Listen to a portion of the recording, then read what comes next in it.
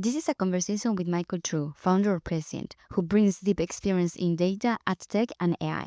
With a background at IBM and Oracle, Michael focuses on using AI to measure the true impact of advertising, including the halo effect across platforms.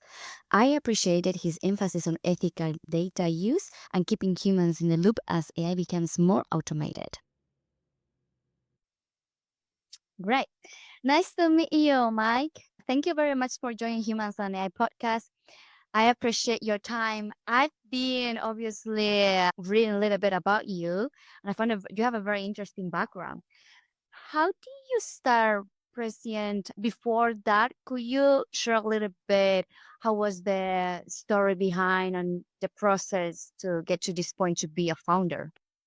Yeah, of course. So I started I would still call it my data career in 2012 with Oracle, which is supporting a lot of analytics software across a variety of different industries. From there, I went over to IBM, where it's largely doing on the more of the advanced analytics, and that's when they released their Watson technology. So you remember the little black box that beat Jeopardy back in the day. Did you ever see that? No. So in 2014, a little black box was played against the best Jeopardy guy of all time, and that was IBM's Watson thing, and it beat him. He was able to do the natural language process, query the question. Essentially, what you think of a large language model doing today was showcased on a piece of hardware inside of a little agent inside of that. So yeah, I've been in the data and AI space for quite some time. Okay, great, Mike. Yeah. And how did Prescient started? Can you tell us a little bit about that? Yeah, it's a long story that I'm going to make short, but it initially started off as an application for the music industry for touring. And when touring stopped because of COVID, the record labels had a problem they were looking to solve, and that was measurement on what drives streams, attribution on streams, which is really hard to measure because the artists are, it's a lot of noise in the world of these artists from an organic perspective when you have very famous like singers, if you will. And then how is their paid spend actually driving streams? So that was a problem we set out to solve. And we partnered with a major record label. My co-founder, Cody, and I worked as consultants for them. And this allowed us to build our model largely from the ground up because we looked at how existing models were being utilized and they were unable to answer the question with the traditional model. So it really forced him to rethink the structure of these models and blending multiple of them together. And that was really the foundation of where the MMM started to take shape. Nice. What were the most important things you have learned in those companies before, like for example, in IBM Oracle that helped you to build your current company? Yeah, it's a wonderful question. And I think that it changed my thinking of like inputs and outputs or inputs and outcomes, right? Data is designed to help people make a decision and it's only created value when it's tied to a specific business decision. When you think of marketing and revenue and just the world of awareness for a brand, it gets very complex. And so really having that framework of value creation at IBM and Oracle laid the foundation for us to making sure we're building a product that not only delivers confidence for people to utilize the tool, but it delivers value to making sure that whatever their target outcome or goal is, that they're helping to drive that efficiently. Okay. You also said something like in your bio, like you for all these companies and everything that you've been in your career, but mostly in the companies that you've been working, the big companies mostly, like you've learned the what not to do. So do you have three examples, for example, that could be helpful? Yes. Don't try to do too many things at once. Don't try to be an expert at everything. Second one for sure is leave the ego at the door for 100%. It's pretty well known, and I think I personally have seen this happen in several occasions, is when you're building something and you take a lot of pride in being able to do a lot of the things that the business needs to do at an early stage, but as you start to grow, understand your skills and weaknesses and don't try to pretend to be good at something that you're not. It's usually typically the number one downfall of a lot of these startups. So leave the ego at the door. And three, this is just the obvious one, but talk to your customers, talk to your potential customers, talk to the ecosystem, just be a sponge for as much data as you can possibly get and be as resourceful as possible to your ecosystems. In the world that we live in is we partner with our competitors in some cases. And I think the way the world is going to be going from an artificial intelligence perspective, the partner ecosystem, your customers, all the information you can have is going to set some winners apart for sure. How about you? Great. Me, myself, what not to do. So I kind of agree with all of yours too, actually. But maybe I would say too that I think it's important to be authentic and be honest. I think sometimes this is what I feel like I for sure on the side of AI, and I think that AI enhances lives and makes things better. But at the same time, I feel like there's a lot of fakeness behind in this world of like in the world, but as well on the in on this in the startup world is a lot of. I find it very kind of sometimes it is missing that authenticity, honesty of yourself. Sometimes I feel that too. So yeah. I, I agree. And I think that there's authenticity and honesty in, and I was guilty of this early on because I was trying to get as many customers we were going in the early phases. We needed to raise more capital. And sometimes you kind of have to sell a future vision and hoping that the tech team can hurry up and build it. But as the company starts to scale, it's very important to sell the product that you have, not that you're building in an authentic way, in an honest way. Yeah, just like also that's something that I wanted to ask you because you guys collect data right from your customers, which are other companies. So how do you ensure that data it's like you do in a ethical and responsible way? Yeah, we take security very serious here and internally with our systems and then our external partners. We're in a pretty unique place where all of our clients' data is stored in its own environment and it's not utilized to train other models for other clients. But the other aspect of this, we're really lucky. We don't have any PII data. We don't have any first party data. And so a good example of this, we were talking to a very large international insurance company, publicly traded in Europe, actually, where the data regulations are even more strict over there. And we got through their security approval. They were like, typically it's going to take 2 to 3 months. We got through the security approval in 1 week because we're just looking at aggregated sales and marketing data, website data, essentially. Great. So you talk about invisible patterns in marketing data. What do you mean with invisible patterns for in marketing? Yeah. Let me ask you a question. Have you ever watched TV and saw an ad and Googled or went to Amazon to get some more information? Or have you ever seen an ad and it was in your mind and then you went and searched it a couple of days later? Yeah, 100%. Like everywhere, all the time. Everybody, yeah.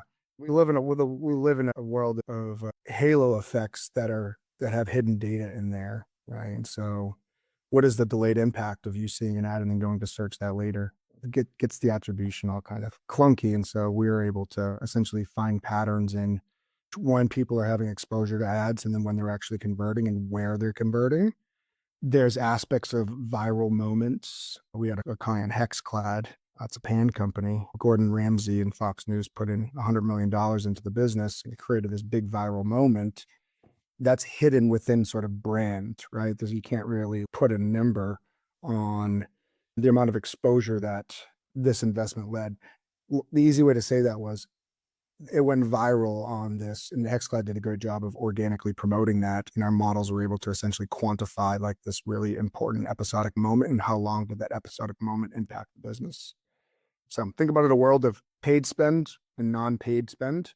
How do you make sense of what happens just in the world of a brand? You could go viral on TikTok. You could a celebrity could be wearing your shirt in a Instagram live story, right? There's a lot of noise in the world here. And we do a good job of able to signaling out what's actually driving growth for the brand. So I guess that you use AI to track the halo effects, right? So how do you do it? Like, Uh, how do you use AI for that? Yeah. So we have about 120 data pipelines, data feeds. So let's unpack a little bit. Let's do a brand, right? That sells protein shakes. And that protein shakes is being sold on their website. They're selling it on Amazon and they're selling it on retail. And to promote this protein shake, they're advertising on Instagram, Meta, Snapchat, TikTok, TV, podcast, Amazon ads, retail media networks. So we ingest all that data and we've built proprietary, actually, they're machine learning models. We built a suite of machine learning models that is training on that brand's data and it's trying to detect relationships between spend and their revenue. Traditionally, what most folks would call this would be an MMM, a medium mixed model. Have you heard about MMMs previously? No. Okay. MMMs were built in the 60s and say again you were selling a drink, but there was no internet. It was in retail. There was no Meta and Google and TikTok. Where did you advertise? You advertised on billboards, on TV and radio and newspapers. People would see that and then they would go to the store and they would buy the drink. It's really hard to measure because you can't see, somebody's not clicking a billboard, somebody's not clicking a radio, but the sales are going up. So they started building these statistical models where they were looking at all the revenue of this sold over the course of the year. They looked at as much data as they could collect around a billboard, a TV, a catalog, a newspaper, and a radio. And they ran a bunch of statistical models and said, I think the radio and the catalog drove the most protein shakes this last year. And then they'll provide recommendations on what to do next year. So we're going to shift the spend from the catalog and the newspaper, and we're going to really put it in TV and billboard. And that's where these models initially started. And that's how we measure them. Okay. So what is the main difference between doing this using AI and without AI, like with the traditional tools? What is the main difference? Like it's bigger reach, more efficient, or it's easier because it's AI and like technology doing it, not a human behind that? Yeah, the traditional models didn't need AI because they are deterministic, right? AI models in this sense are probabilistic. A deterministic model is going to look for very clean user journeys, right? You saw an ad, you clicked the ad, you clicked another ad, and then you finally converted deterministically that it was Michael True that went through that journey. There's really no statistical modeling that's needed there. When you're thinking about a world of probabilities in forecasting, right, you have to being able to train the model on historical data to have some prior belief of how their spend is impacting revenue. And AI is really the only way to effectively learn those data sets. When you start getting into the machine learning side where we sit, we have models that are continuously getting smarter every single day with every single action being taken. And so when we provide recommendations on what is likely to happen if they keep everything the same, and then what is call it the incremental lift over the forecasted baseline, right? If they implement some of the recommendations, and without machine learning models, you don't know what to recommend because they have to learn. It's like a human. We get smarter and smarter with a data feed coming in, and we know to take the next best action. So do you believe in humans in the loop then? Oh yeah, for sure. It's something we talk about all the time. Yeah.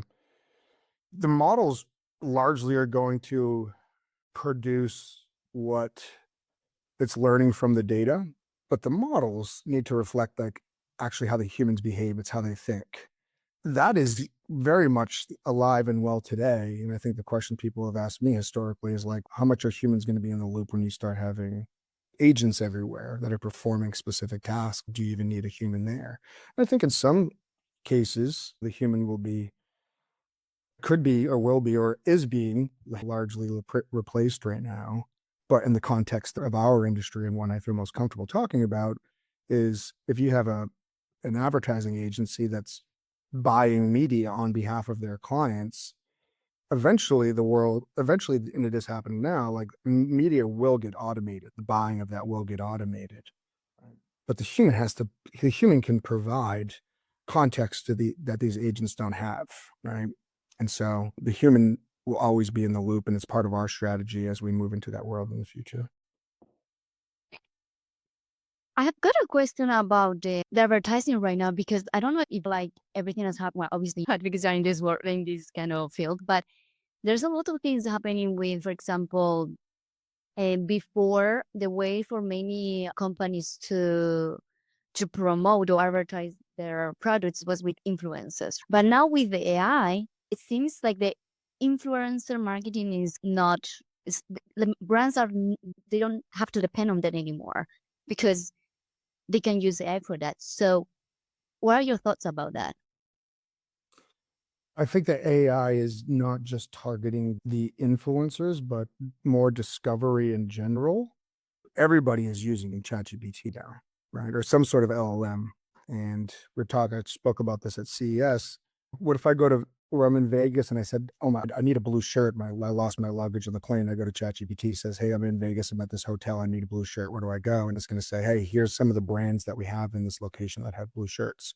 That's where I'm going to discover this brand in general. And so traditionally, when you think of going to search something, there's just a missing gap now, right? Because people are doing it in ChatGPT and then going into to discovering it in like a ChatGPT and then going to purchase from there.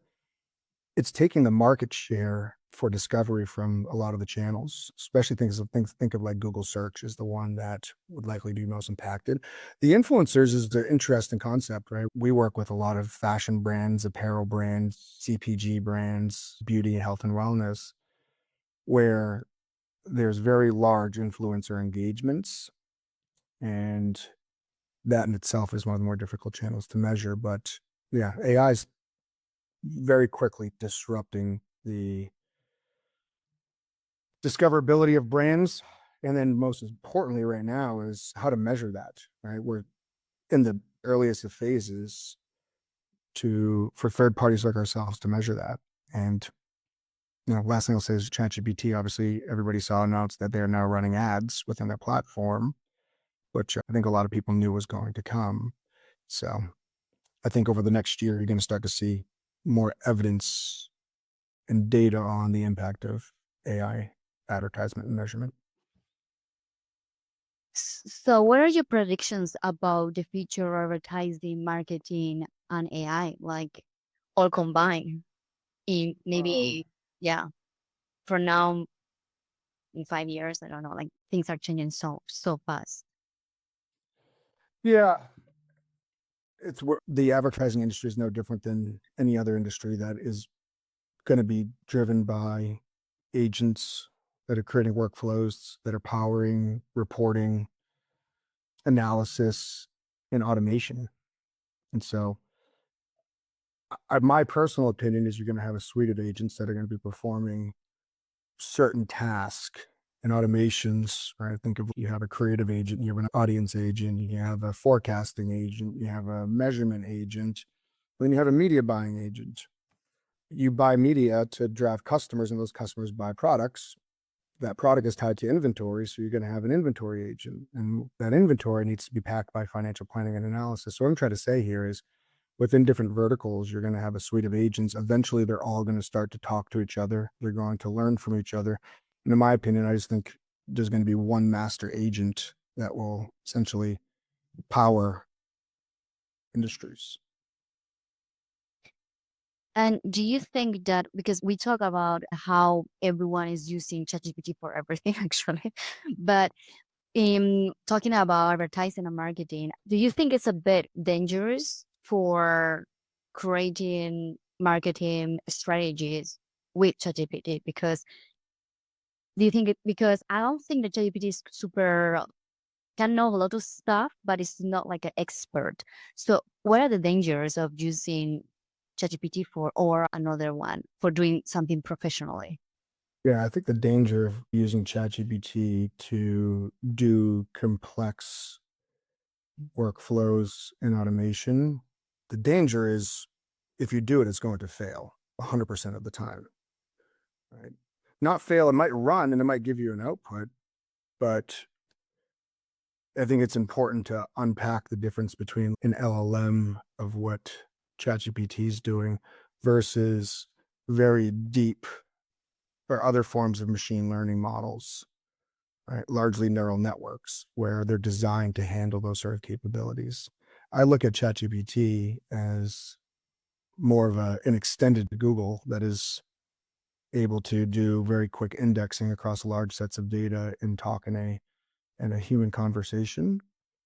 The winner of any industry, in my opinion, comes down to three buckets. An LLM will never be part of one of those. Is whoever has the most powerful infrastructure, right? Proprietary powerful infrastructure. Whoever has the most advanced modeling, and eventually those will start to be commodities too. And then whoever has access to large volumes of data, or whoever has access to proprietary data sets.